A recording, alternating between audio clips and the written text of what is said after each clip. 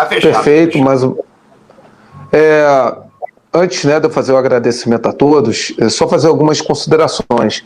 O Estado-Maior das forças ucranianas ressaltou o nível muito mínimo de ganhos de terreno. A Ucrânia ela prioriza ganhos de terreno, ainda que em detrimento de relevância tática e ao preço e de custos significativos de pessoal e sistemas de armas, em relação a fundamentalmente ter uma situação estrategicamente favorável.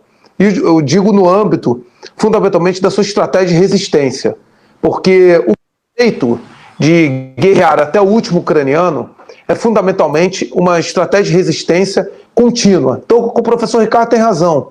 Por mais que a escala de... Não vai deixar de haver esses ataques com diversos por parte da Ucrânia, seja no eixo de Zaporizhia, seja por Erekovo.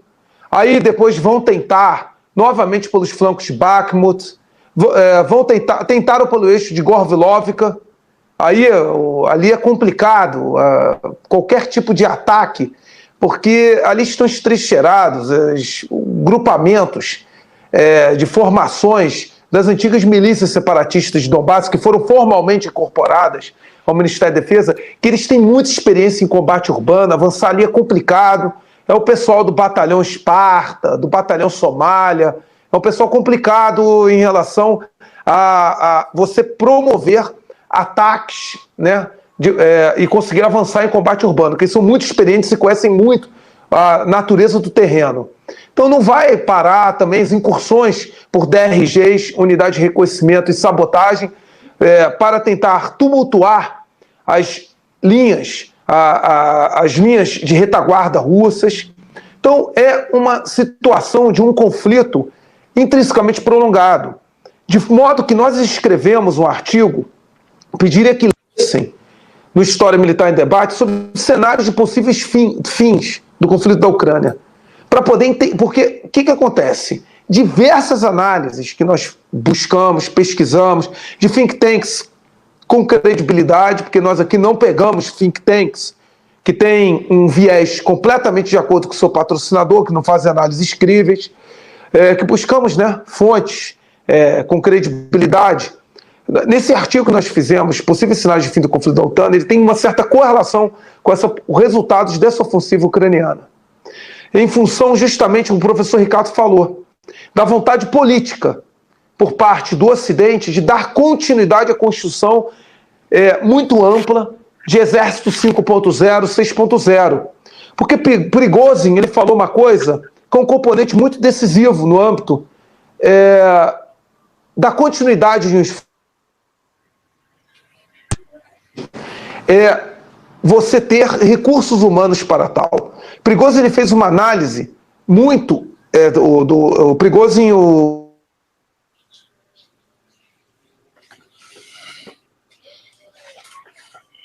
colina ucraniana, ela está sofrendo um nível de degradação muito ampla.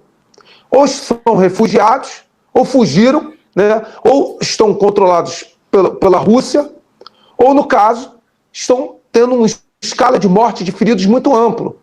Esse artigo eu pediria que vocês lessem, porque a mídia ocidental, ela procura escalar nessa torcida. Tomou 3 assentamentos, vitória iminente, a situação está caminhando, está evoluindo. Não é assim. Ambas as forças beligerantes calculam a solução desse conflito ainda pelo meio militar, para se buscar aí um meio diplomático e, finalmente, soluções políticas. Isso está intrinsecamente vinculado ao resultado dessa ofensiva ucraniana e à decisão da OTAN de manter essa escala de apoio. Vamos lembrar, a escala de apoio da OTAN vai ser eterna. O senhor professor Ricardo, e o senhor professor Robson falaram uma coisa muito importante. Previa-se, no final dos anos 60, declarações políticas norte-americanas de um comprometimento contínuo dos Estados Unidos, conjugado com a Austrália e a Coreia do Sul, que era uma coalizão ali no Vietnã, lógico, liderada 90% pelos Estados Unidos, em manter um comprometimento com o exército Vietnã do Sul, que teve 1,5 milhão de homens. Uma quantidade de equipamento absurda. Mesma coisa, conversei isso com o professor Ricardo em relação ao exército afegão construído pela OTAN. O que acontece? As decisões políticas elas são mutáveis, elas não são lineares. Quem estuda ciência política e vincula com as estratégias militares, que é importante campo para estudar, sabe que as decisões políticas elas não são lineares. Então, o que acontece? Não dá para esperar necessariamente um exército 4.0 e 5.0 nesse nível que foi montado o exército 3.0 ucraniano. Por quê? Isso também cria um desgaste para as forças da OTAN e cria um fator de diminuição do processo de dissuasão das armas convencionais da OTAN.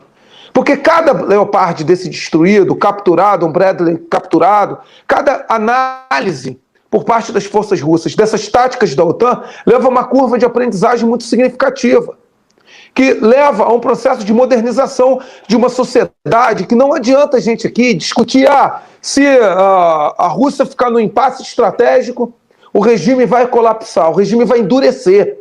Teve um artigo da revista Time, muito sério, que falou do pós-Putin, que na visão das democracias ocidentais é mais perigoso e temerário. Porque esse componente político, étnico e cultural que o professor Ricardo falou e que o senhor, professor Robson, falou e participou comigo de um debate com a pesquisadora, a doutora Bárbara, ele é relevante para manutenção desse escopo de operação militar especial, que aí, por que o Rodolfo chama de operação militar especial, não se chama de guerra?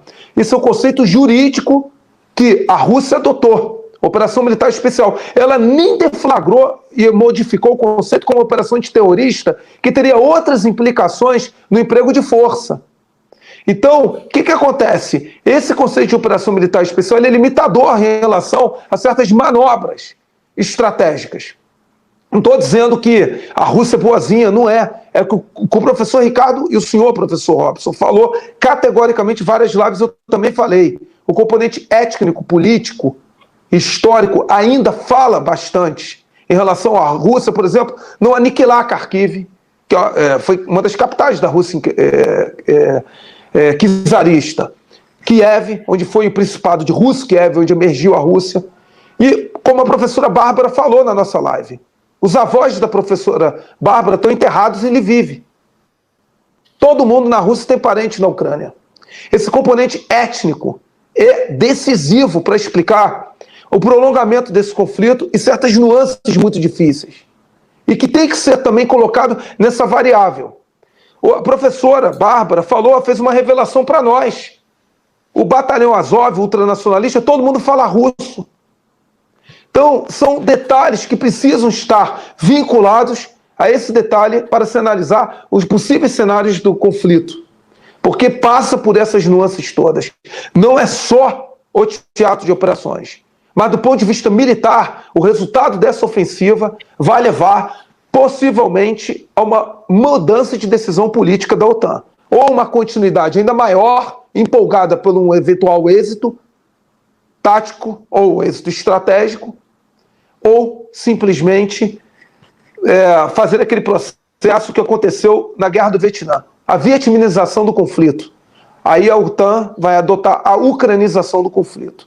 Vai manter uma narrativa de comprometimento, mas deixando o restante das forças ucranianas tentarem resistir às forças russas através de estratégias de guerras assimétricas.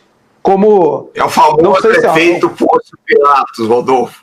É o efeito Pôncio Pilatos, lave as mãos. Que é o que fizeram no Vietnã, passaram a bola. Perfeito. Repito, é importante estudar a história. É incrível. O site História Militar em Debate, o senhor, professor Robson, falou muito isso. Vamos utilizar certos parâmetros. Cada conflito tem sua natureza específica. Todavia, a história por vezes se repete. Falamos aqui do conceito da linha de Patton, falamos da Batalha de Kursk. Precisamos olhar, portanto, a modulação e a característica de sustentação, de esforço de guerra de procuração por parte do Ocidente em alguns conflitos de alta intensidade com potências estrangeiras, como na Guerra da Coreia e na Guerra do Vietnã. quando chega um ponto de esgotamento político, financeiro, orçamentário, militar, ocorrem os processos de setorização dos conflitos, como foi na Guerra do Vietnã. Então, essa contraofensiva, o resultado dela vai ser exponencial para a gente tirar predições, nunca certezas, sobre o desenrolar desse conflito. Leiam esse artigo, por favor, e em julho, meados de julho, talvez na metade de julho, nós já teremos um cenário mais categórico. Obrigado. E um agradecimento a todos pela paciência, pela oportunidade. Esse canal, ele não é só um canal de YouTube, gente. O canal Arte da Guerra é um think tank. Ele produz análises, produz consciência de qualidade, baseado justamente em analistas rigorosos, a qual o que vos falo é o mais humilde deles. Obrigado por tudo.